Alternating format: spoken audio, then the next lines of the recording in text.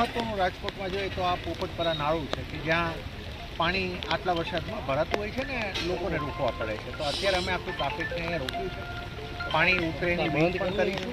પણ હું આપને જણાવું કે પોપટપરા નાળામાં આ પ્રકારે પાણી ભરાવાનું આ છેલ્લું વર્ષ છે. કેમ કે આ વર્ષે મહાનગરપાલિકાએ એક ડિટેલ સ્ટડી કરી અને પાણીને એને ડાયવર્ટ કરવા માટેનો આખો એક પ્લાન અમે મૂકી દીધો છે અને that work has also been started. એટલે લગભગ હવે આવતા વર્ષે આપણે આ જે આ આપણો મેઇન ચોકઅપ પોઈન્ટ થઈ જતો હોય છે વરસાદ સમયે, એ હવે નહીં જોવા મળે.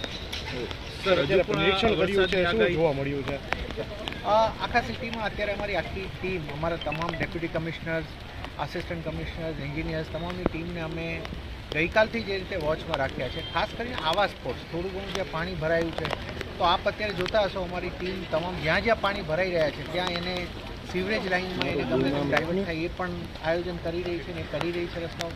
પ્લસ લોકો આવા કોઈ વિસ્તારમાં જઈને એની ઉપરનું પણ મોનિટરિંગ ખાસ રાખ્યું છે. અહીંયા પણ અમે લગભગ રાત્રે પણ મેન પાવર અમે રાખવાના છીએ અને અમે કમાન્ડ એન્ડ કંટ્રોલ સેન્ટર થકી જ્યાં જ્યાં પાણી ભરાય છે એનું પણ અત્યારે મોનિટરિંગ ચાલુ છે. એટલે ક્વિક રિસ્પોન્સ ક્યાં આપવાનો થાય તો એ પણ આપી શકાય. હાલની સ્થિતિએ જોવા જઈએ તો રાજકોટમાં સ્થિતિ કંટ્રોલ અંદર છે.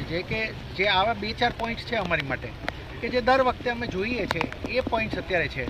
આની સિવાય હાલ નોર્મલ સ્થિતિમાં છે.